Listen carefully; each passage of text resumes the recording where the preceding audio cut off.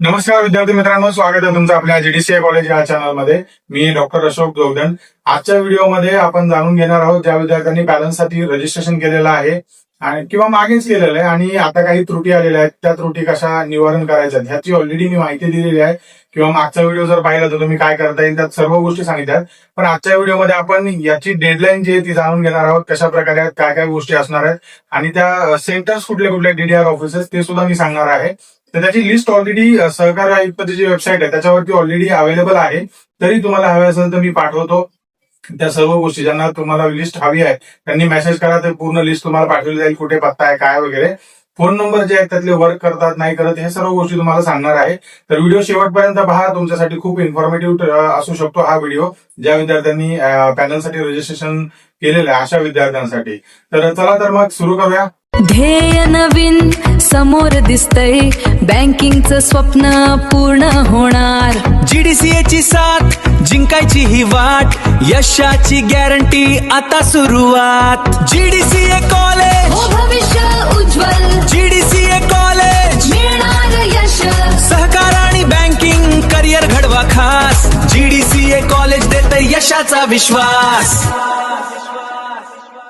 तर विद्यार्थी मित्रांनो, ज्या विद्यार्थ्यांनी किंवा ज्या व्यक्तींनी पॅनलसाठी रजिस्ट्रेशन केलेलं आहे, फॉर्म भरलाय, सर्व गोष्टी केलेल्या आहेत आणि फॉर्म ऍक्सेप्ट झालाय किंवा नो आलेले आहे, बऱ्याचशा गोष्टी आहेत, काही त्रुटी असतील, जे काही रिझन असेल तुमचं मेसेजमध्ये तुम्हाला फक्त फॉर्म तुमचा ऍक्सेप्ट झाला यस किंवा नो असंच लिहिलेलं असेल, पण जे डिटेल काय कारण आहे किंवा कुठल्या कारणामुळे तुमचा फॉर्म रिजेक्ट झालेला आहे यामध्ये तुम्हाला मेलवरती त्या गोष्टी समजतील. जो मेल आयडी तुम्ही रजिस्टर केलेला होता ज्यावेळेस तुम्ही ऍप्लिकेशन भरलेलं आहे त्यावेळेस, तर त्यावेळेस मी सांगत होतो सर्वांना की जे ऍप्लिकेशन तुम्ही कराल त्यावेळेस मेल आयडी जो आहे तो अत्यंत महत्वाचा भाग असणार आहे. कारण मेल आयडी वरती खरं कारण काय आहे, कशामुळे कारणामुळे तुमचा फॉर्म रिजेक्ट झालेला आहे हे कळणार आहे.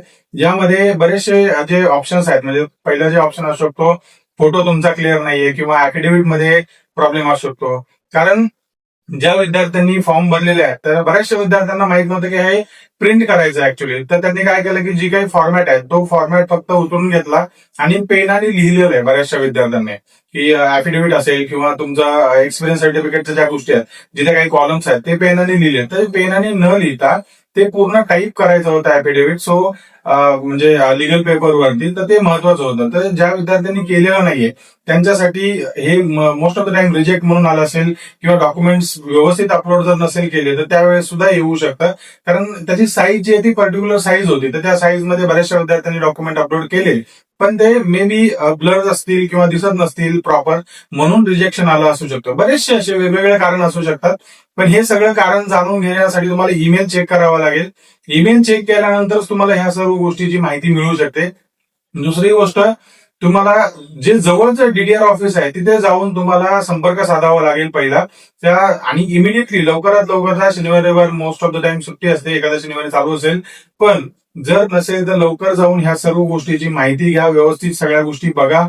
तुमच्या ज्या काही गोष्टी लागणार आहेत, म्हणजे सर्व डॉक्युमेंट जे आहेत, तुम्ही जे काही डॉक्युमेंट्स अपलोड केलेले होते पॅनल रजिस्ट्रेशनसाठी, ते सर्व डॉक्युमेंट्स हार्ड कॉपी सुद्धा, मी मागच्या व्हिडिओमध्ये पण सांगितलं, हार्ड कॉपी सुद्धा घेऊन जा आणि सॉफ्ट कॉपी म्हणजे तुमचे ओरिजिनल डॉक्युमेंट जे आहेत ते सुद्धा घेऊन जा, जेणेकरून ते व्हेरिफिकेशन करता येईल. सर्व फिजिकल कॉपीज घेऊन जा आणि एक अर्ज सुद्धा करायला लागतो तुम्हाला, मग तक्रार म्हणू शकता किंवा अर्ज म्हणू शकता. तर ती तक्रार कशी करायची, ज्या सर्व माहिती तुम्हाला दिली जाते ते तक्रार करून घ्या आणि ते त्यासोबत जे काही डॉक्युमेंट, ज्या काही गोष्टी मागतील तिकडे, तर त्या सर्व गोष्टी तुम्ही संबंधित अधिकाऱ्याला नक्की द्या, जेणेकरून तुमचं जे रजिस्ट्रेशनची प्रोसेस आहे त्या प्रोसेसला थोडीशी अजून म्हणजे ऍडिशनल इनपुट्स काहीतरी मिळतील आणि ते पुढे कंटिन्यू चालू राहील.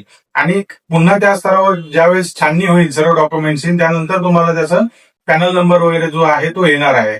सो ही प्रोसेस आहे. पण यासाठी जो वेळ आहे तो 31 जुलै 2026 पर्यंतच वेळ आहे. तर 31 जुलैच्या अगोदर या सर्व गोष्टी तुम्हाला करणं आवश्यक आहे. त्यानंतर जर केलं तुम्ही तर मे बी एक्सटेन्शन मिळेल, यावेळेस नाही मिळेल काही सांगता येणार नाही. कारण जे काही फिजिकल कॉपीज मागण्याची तारीख आहे ती 31 जुलै पर्यंतच मागवलेले आहेत. तर 31 जुलै पर्यंत तुम्हाला वेळ आहे साधारणपणे. आज 22 तारीख आहे, तर अजून एक साधारणपणे 8 दिवसाचा वेळ आहे तुमच्याकडे. या 8 दिवसामध्ये तुम्ही सर्व गोष्टी व्यवस्थित करून घ्या.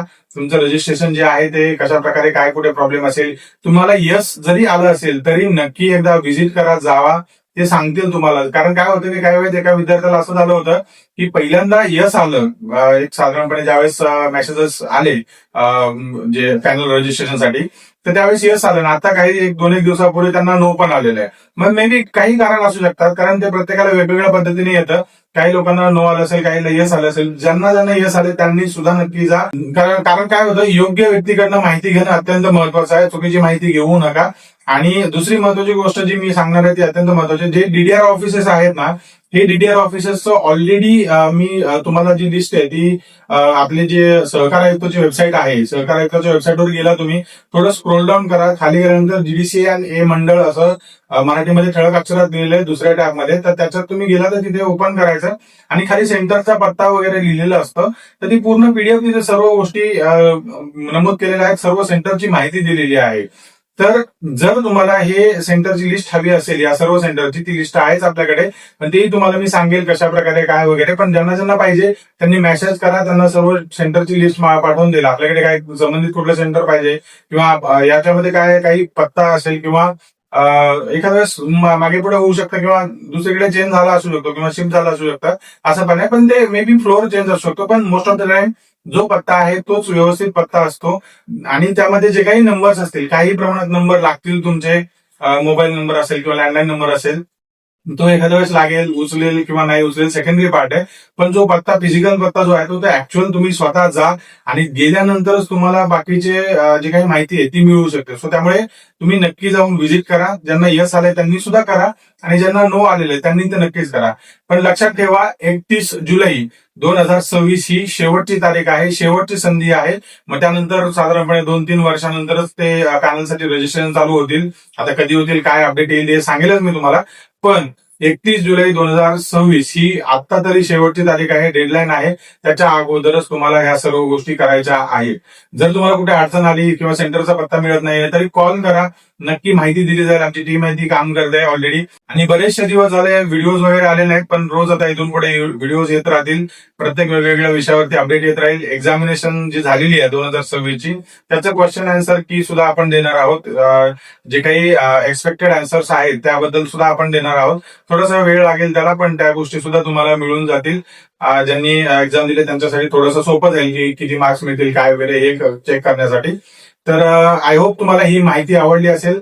आणि हा जर व्हिडिओ तुमच्यासाठी उपयुक्त वाटत असेल तर कृपया लाईक करा आणि शेअर करा अशा विद्यार्थ्यांसोबत ज्यांनी ऑलरेडी GDCAचा जो पॅनल आहे, पॅनलसाठी रजिस्ट्रेशन केलेलं आहे आणि त्यांना यस किंवा नो आलेलं आहे. तर त्यांचं थोडंसं गोंधळ आहे, कन्फ्युजन आहे की नक्की काय झालेलं आहे, किंवा ज्यांनी रजिस्ट्रेशन केलंय पण त्यांना काही मेसेज पण आलेला नाही, अशा विद्यार्थ्यांनी सुद्धा एकदा व्हिजिट करा, जेणेकरून तुम्हाला ह्या सर्व गोष्टीची काही माहिती मिळू शकते. त्यांनाही तुम्हाला शेअर करू शकता. जे काही विद्यार्थी आहेत, तुमचे मित्र असतील, कलिग असतील, त्यांना नक्की शेअर करा. त्यांचा फायदा होऊ शकतो आणि 1-2-3 वर्ष वाचू शकतात त्यांचे. आणि GDCA कॉलेजच्या अनेक कोर्सेसबद्दल अधिक माहिती जाणून घेण्यासाठी कृपया कॉल करा, ज्यामध्ये MBA आहे, आपल्याकडे ओपन स्कूलिंग कोर्सेस आहेत, 10वी 12वी डिग्री डिप्लोमा आहे, ऑनलाईन सर्व गोष्टी आहेत प्रॉपर. ज्यांना कोणाला माहिती हवी आहे त्यांनी नक्की कॉल करून विचारू शकता. आणि अशाच माहितीपूर्ण व्हिडिओसाठी आपल्या GDCA कॉलेज या चॅनलला नक्की सबस्क्राईब करा. भेटूया पुढील व्हिडिओमध्ये अधिक माहितीसह नवीन विषयाबद्दल. तोपर्यंत नमस्कार.